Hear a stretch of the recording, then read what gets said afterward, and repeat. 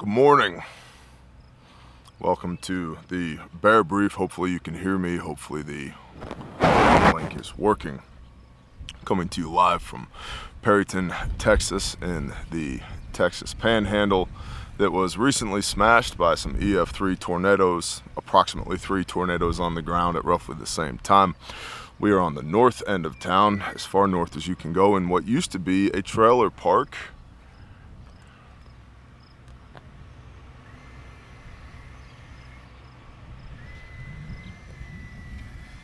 And this morning we are going to do our best to do the brief given the equipment that we have available. You guys know the drill. Do the YouTube things. If you're new here, subscribe, ring the little bell icon. If you're not new here, you know what to do. Share the show with somebody that you love. Okay, that's how we grow the Bear Nation. Bear Independent Brief 21GOON23.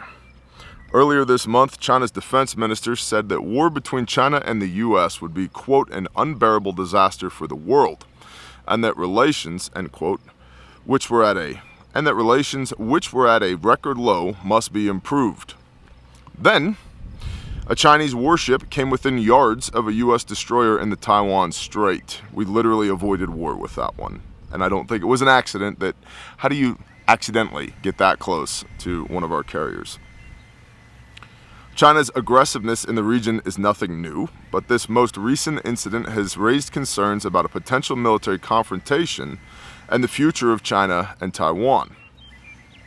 U.S. Secretary of State Antony Blinken visited East Asia recently, and he has been criticized for, quote, throwing Taiwan under the bus, end quote, after he made a comment in China that the U.S., quote, does not support Taiwan independence. End quote. Yes, Blinken's out there reiterating the decades-old line of one China policy, which does not at all dovetail with what the air quote President of the United States of America is saying. Imagine that.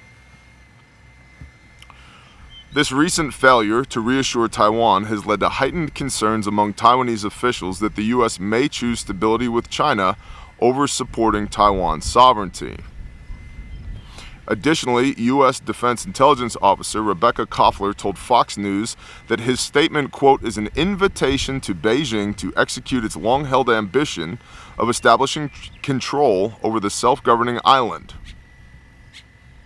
Xi Jinping will almost certainly be emboldened by Blinken's announcement to invade Taiwan. Although it was Xi's plan regardless, now Beijing will feel more confident that Washington will not even put up a major fight to assist Taipei, end quote. Thanks, Kerry. I appreciate you. So the concern here is that Blinken basically saying that, hey, man, one China policy all the way. No, we're not going to defend Taiwan. Now gives Xi the cover for action that he needs to go ahead and take Taiwan without having to worry about the U.S. getting involved, which, again, is the exact opposite of what the president is saying. We're going to war with China. It's just a matter of time. And I say that based upon history and based upon multiple subject matter experts that I've talked to and based upon the intel that y'all have sent in over the last few weeks and months, which, by the way, intel at bearindependent.com. If you have something you've seen with your eyes or heard with your ears, not a video link or an article that Bear has to read, not that. What have you seen with your own eyeballs? Intel at bearindependent.com is your email address there, okay? But the United States is gearing up for war with Taiwan. Has been for, in earnest, the last several years. What's up, Risky Krisky? Bless you, bro. So, war with China, very likely. For me, I'm going to say very likely. Let's see, back to the brief. Interestingly, the estimated 80,000 Americans in Taiwan seem unfazed by the recent reports, which says that the U.S. is drawing up evacuation plans for them. They largely expressed confidence in the ability of Taiwan to defend itself and are not doing much, if anything, to prepare for the possibility of Chinese invasion. One individual, Graham Dart, said, quote, go bags are for needing to leave very, very suddenly, and I can't think of a scenario where I would need one. China invades some outlying island. Do I need a go bag? Nope. A naval blockade? Nope. Sudden missile strikes to decapitate Taiwan's military and political leadership? Again, Nope. End quote. The current policy is that the U.S. would not evacuate private U.S. citizens from zones of conflict, and that does not appear to have changed, at least officially. Thank you, Tommy. Now, to this guy's conversation about go bags. It is week 11 of 50 weeks of preparedness, right? We've talked last week about bug out bags, bug out plans, all of that. I cannot reiterate to you how important it is to have a plan and to have a go bag ready to go at all times. Now, this dude in Taiwan is probably thinking, no, I can't think of a good reason why I would need a go bag. What if you're bugging out from where you are to a different spot in Taiwan because of sudden incoming artillery, or there's Chinese nationalist troops on your island? I'll tell you something. These people here, they had to relocate pretty quick.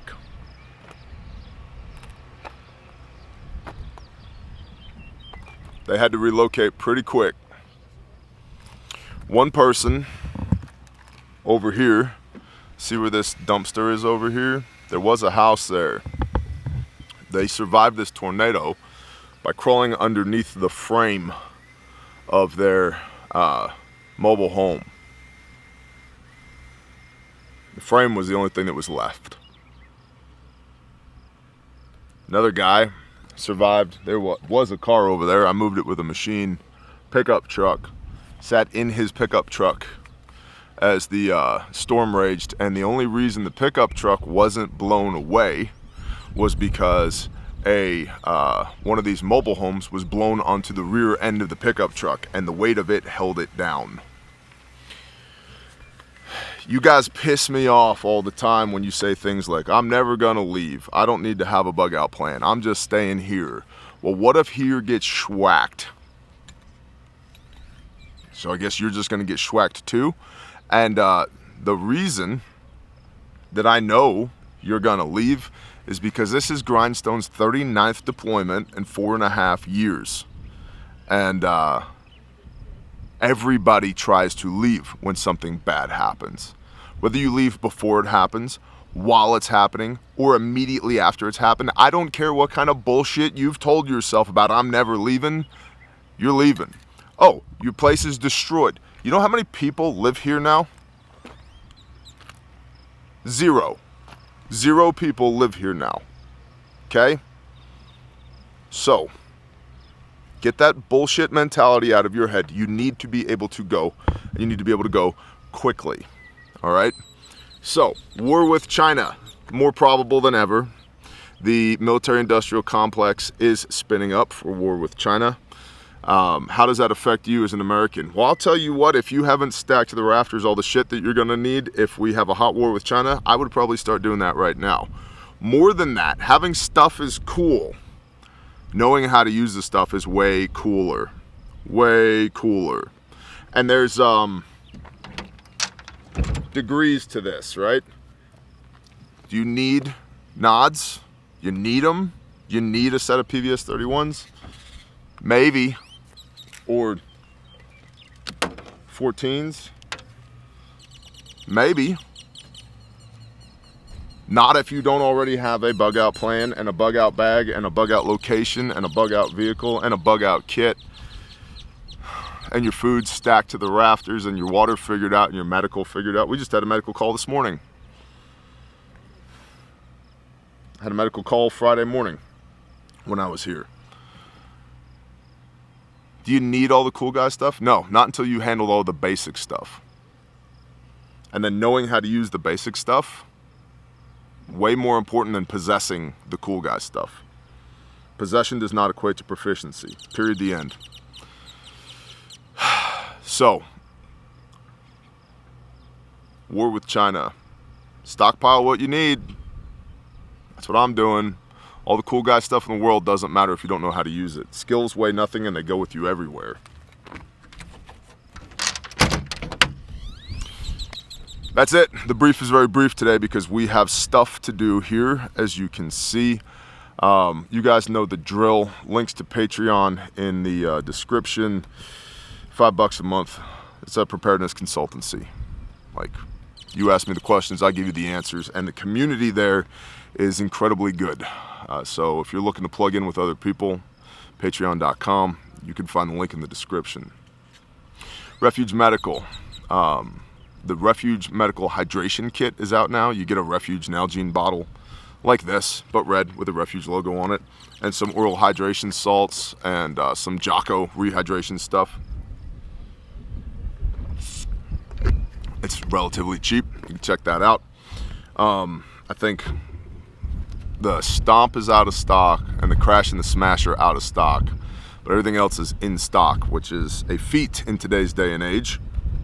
So get it while you can before it goes out of stock again. DLA, Defense Logistics Agency, is absolutely buying up shit, all types of shit again. So the components and the pieces to make first aid kits are becoming more and more scarce again. What? Well, tell them to hold on a minute.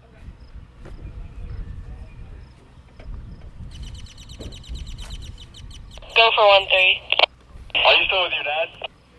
Yeah, he's doing his brief right now. Tell him I got guys here saying they have 4 skid steers and asking to help. Send them to the mobile home park. Say again? Send them to the mobile home park.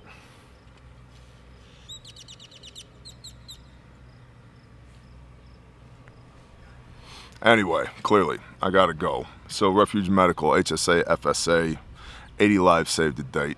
Refuge Training, classes in Pensacola, Oklahoma. Don't be an ass, come to class, learn the fine art of how to not die. And Grindstone Ministries. This is what Grindstone does, okay? This is what we do. We handle this. We've demoed 44 homes as of yesterday. It's like putting down a wounded animal 44 times in 3 days. But instead of an animal, it's every worldly possession that these people have. Then, of course, Caleb House. You want to support Caleb House, visit grindstoneministries.com, because when we're not busy doing this, we rescue and rehabilitate juvenile human trafficking survivors, and we make sure that really bad shit happens to the bad people that stole those kids in the first place. If the spirit moves you, you know where to get a hold of us, grindstoneministries.com. If it don't worry about it. I gotta go. Got stuff to do. Y'all have a blessed day. Shalom.